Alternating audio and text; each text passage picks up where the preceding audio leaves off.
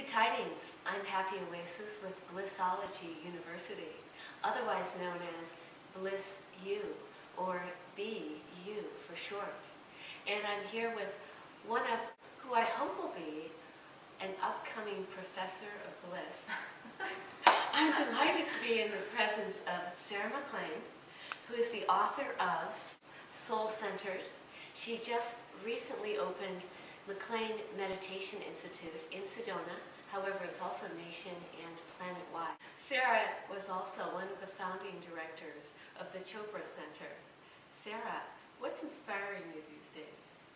I really believe that everybody needs to learn to meditate. And I know, probably the people watching this have already developed a practice, but I feel like it's not just for the aware, it's for the unaware. It's for the people that are facing a personal crisis, a work crisis, an emotional crisis. But the reason I get up and teach meditation and try to midwife people into expanded awareness is because I really want people to wake up to the interconnection between our being human and this life, this beautiful creation out here. I am teaching meditation to people that you would never think 10 years ago would ever go, gosh, I think I need to learn to meditate. I'm getting calls from corporations to come in and Fortune 500 groups, the YPO groups. I just got a call from an entire county of governors. And they all, it's a government association. 100 people just learned to meditate on Friday. People that generally speaking would have thought meditation was weird or the devil's work, and now they're going, I know it'll help me concentrate. How are we going to balance the budget? Yeah, how are we going to take a miracle? Let's meditate and see what we can manifest. Right. And also, but if you really look at the laws of physics, the more subtle you go in creation, the more subtle you go, the greater effect you have.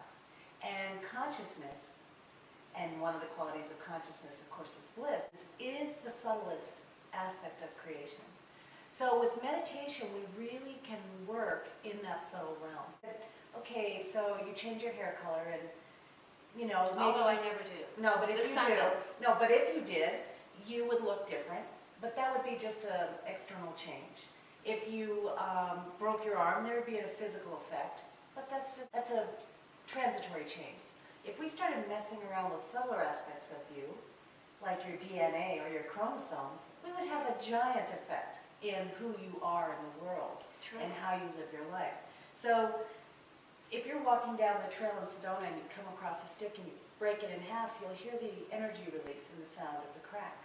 If you started messing with the electrons or the nucleus of an atom of that piece of wood, you would have a whole lot more energy you'd have access to. And I think that's what we're doing, is we slowing need to down. access greater fields of energy with less effort.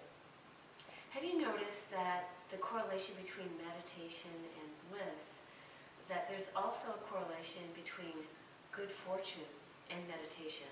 Have you noticed that just when we meditate on a regular basis, the lights seem to almost always be green?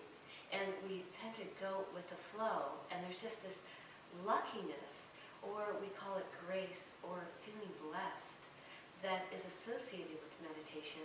I feel that there's also a meditation karma, that when we meditate regularly and put some effort forward and some dedication to our spiritual aspect, that the universe responds.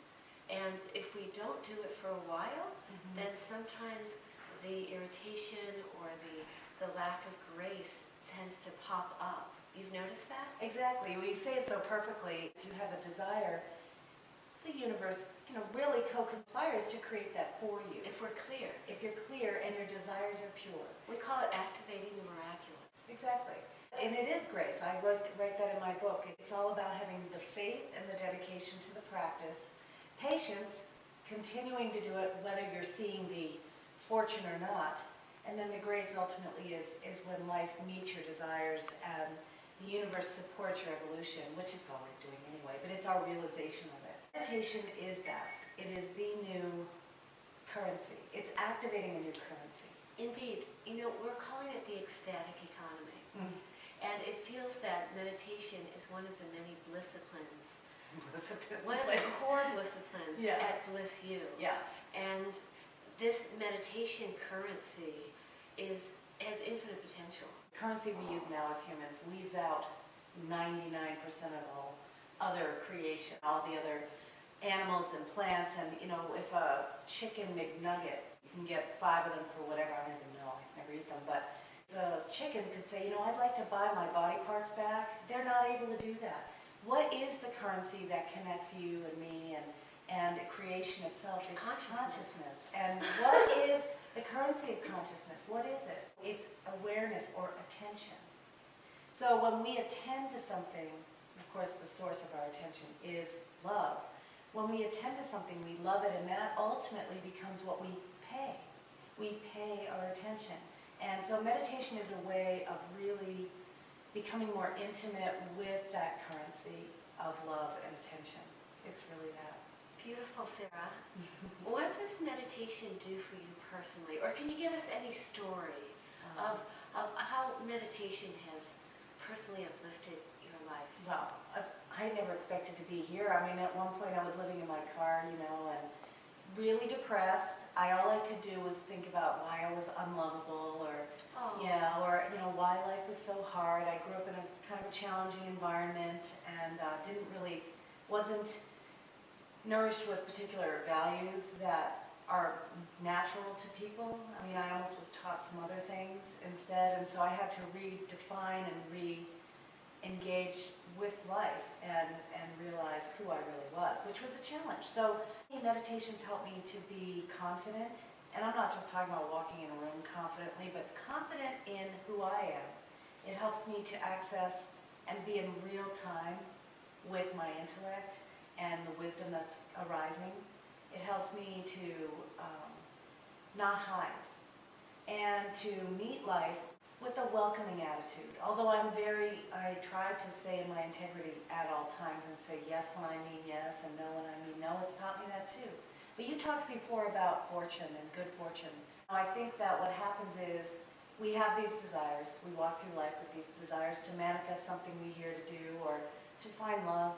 And we want certain things, but eventually what happens is we want what we have. We already want what we have, and we start to recognize it. We appreciate it. Mm-hmm. If you're willing to let go of your ideas of what you think your life should look like, if you're willing to open up to the brilliance and imagination and possibilities of consciousness itself, life gets so huge. That are beyond our current imagination. I teach meditation just so that people can be in touch with their deepest desires. Everybody's got their own software, their own desires that are being born through them. Besides meditation, what is it that lights up your life? Nature. It's a beautiful praying mantis on my window. It's a butterfly that's flying onto the butterfly bush. It's the birds that sing to me every morning. It's the sun that comes up and lights up these red rocks, or the clouds that make these amazing patterns in the sky. You have an intimate love for nature. Yeah. Beautiful reminder. So that's why I do what I do. That's what gets me up in the morning. And like you say, if the grace falls away and somebody wakes up and says, God, I've got to start a practice, I'm here for them. And I have a secret agenda that they will wake up to the wonder of this creation. Meditation actually helps you to transmute, transform, or transcend your karma, transmute your karma,